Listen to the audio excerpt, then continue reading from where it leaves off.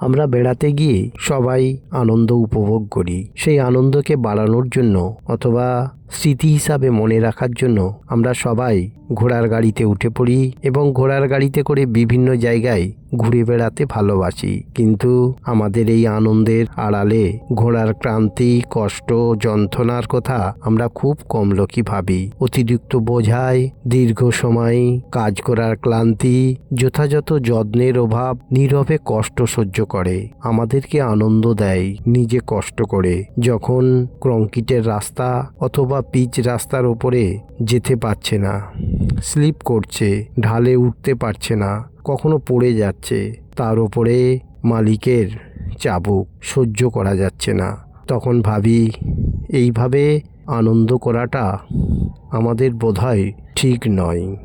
আশা করি আপনাদের সবার ভালো লাগবে। আপনারা সবাই ভালো থাকুন, সুস্থ থাকুন। নমস্কার।